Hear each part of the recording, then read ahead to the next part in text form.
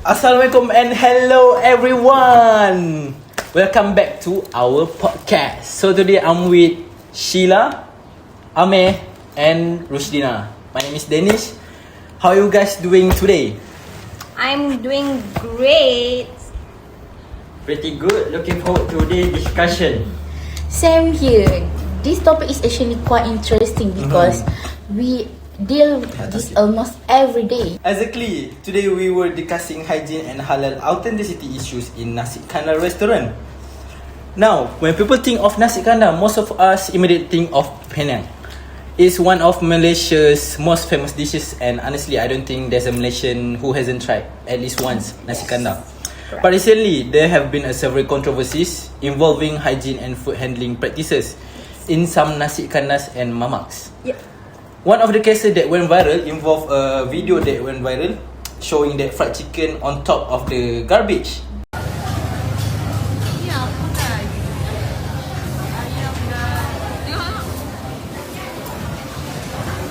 Yes, honestly, when I first saw the video, I was shocked. Yep. What was your first reaction when you saw it?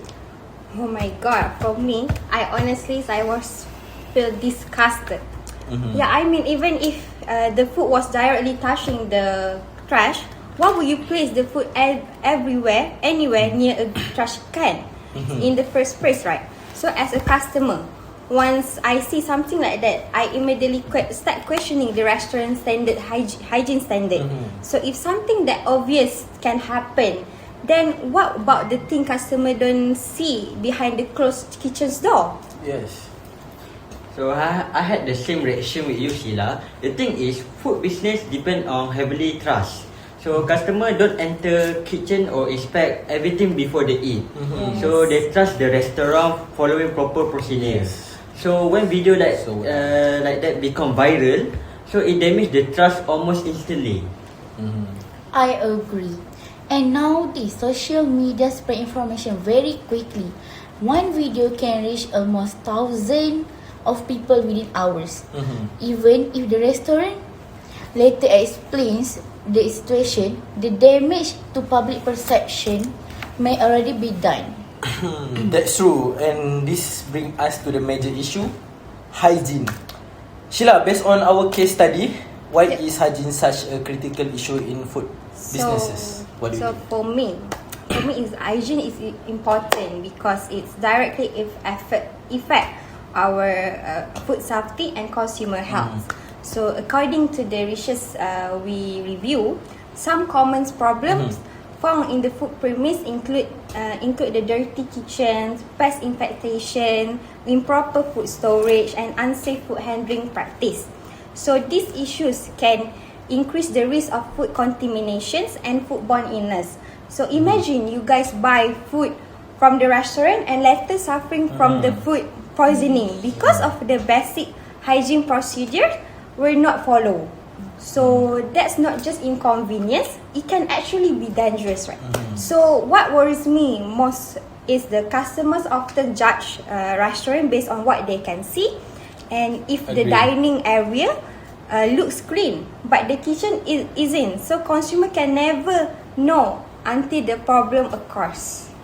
That's a very good point. Sometimes cleanliness isn't about the appearance. Yes, right. I mean, from a legal perspective, what regulations are supposed to prevent this problem? So actually, Malaysia has quite comprehensive system. So one of this important law is Food Act 1983. This act exists to ensure the food sold to consume then it's safe and suitable for consumption. Next, we have Food Hygiene Regulation 2009. This regulation requires food premise to maintain cleanliness, ensure work and receive food handling training, and follow proper food safety procedure. So food handling also required to attend food handling course and receive typhoid vaccine. So many people don't realize that hygiene is a violation and can lead to serious consequences. So include fine, temporary close, or enforce action for authorized. So we even see several restaurants be ordered to close temporarily because inspection discover sanitation problem. That's actually more serious than many people think. Sometimes people see cleanliness as optional, but legally it's not. Yeah, correct. Rushi, let's move into a halal side of discussion. Many people think halal only refers to the ingredient. Is that correct? Not exactly. That's one of the biggest misunderstanding among consumers. When people hear halal, they usually think about whether the meat was slaughtered correctly or whether prohibited ingredients were used. But Islam teach us about a broader concept known as halalan thayyiban. Halal means permissible, while tayyib means wholesome, clean, safe, and beneficial. So food is not considered ideal simply because it's halal. It should also be hygiene and safe for consumer. For example, if a restaurant use halal ingredient but prepare food in an unhygienic environment, then the Taliban aspect is being neglected. That's why hygiene and halal authenticity go hand in hand. I think that's something many consumers overlook. We often focus on halal logos but don't think about whether the food preparation process is actually clean. Yeah. Yep. Yep, correct. Sometimes people assume that if a restaurant has halal certificate, then everything was automatically perfect. So, but actually maintain the halal standard is an ongoing responsibility. So, restaurant must continually monitor their operations, suppliers, employees, and food preparation process. So, and that why is Jakim Halal certification standard become important, because halal certification is just about ingredients. It also involve hygiene, storage, handling procedure, and prevent cross communication.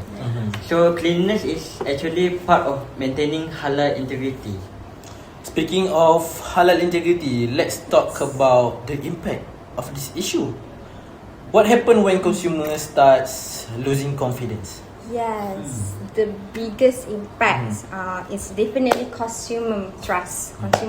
So, trust takes a year to build, but only a few seconds to lose. So, if consumer repeatedly hear story about the hygiene failures or questionable practice, they start avoiding this business, right? Yes. So, and once a customer leave, it's very difficult to convince them to come back to the restaurant. But for me, I think the impact goes beyond individual restaurant too. Malaysia is recognized internationally as one of the leader in halal certification. People from other countries often trust Malaysia's halal standards. If too many controversies occur, it could affect Malaysian reputation as a halal hub. So I agree with Rushi. It also could affect tourism, because many Muslim tourists choose Malaysia because they feel confident about finding halal food. Yes, So Nasi Kandar itself, one of the dishes frequently recommended to visitors. So if visitor begin questioning food safety or halal, it could negatively affect their overall experience. That's actually quite worrying when you think about it. Yeah. Now I want to ask all of you a personal question. Yeah, sure. After researching this topic, has it changed the way you choose where you wanted to eat? Yes, for me, yes, it's definitely yes. Before this, if a restaurant was famous and crowded, I assume everything was fine, everything was good. But now I'm more conscious because I pay more attention to the cleanliness, and sometimes even check whether the restaurant has a halal certificate or not. So also with me, I also pay more attention to customer review. Sometimes people share information about cleanliness issue online before authorized and even became aware of them. Okay, but for me, I become more aware of the concept of halalan thayyiban. I realized that halal is not only about religious compliance. It's also about quality, safety, and ethical responsibility. That's a great takeaway. Now, let's move on to the possible solution. Yeah. What can be done to reduce these issues? For me, Yep. so the solution, I think employees training is one of the most important solution, because many hygiene problems happen because workers don't fully understand food safety procedures. So regular training programs can help improve awareness and professionalism. I agree. So for me, I think technology can also help. For example, restaurant could use digital monitoring system, electronic checklist, and food traceability technology. So blockchain technology could even help track ingredient throughout the supply chain. This would improve transparency and consumer confidence. Yes, correct. I believe public awareness is equally important. Consumers should understand what halal really means and learn about halalan toiban. When consumer becomes more knowledgeable, business are more likely to maintain higher standards. I agree with that. Before we end, I like to connect this issue to Islamic perspective. One of the Quranic verses mentioned in our study is Surah Al-Baqarah verses 168, where Allah commands the mankind to eat what is lawful and good. This shows that Islam doesn't only emphasize halal food, but also food that is wholesome and beneficial. There is also a famous hadith where the Prophet Muhammad SAW said, cleanliness is part of the faith. So clearly, hygiene isn't just business requirement or government regulation. It is also Islamic responsibility. Yep. And that's why this issue is closely related to Maqasid al-Sharia.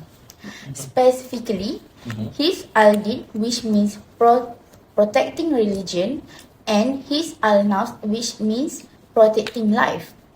Unsafe or contaminated food can harm people physically, while doubtful halal practice can affect religious obligation.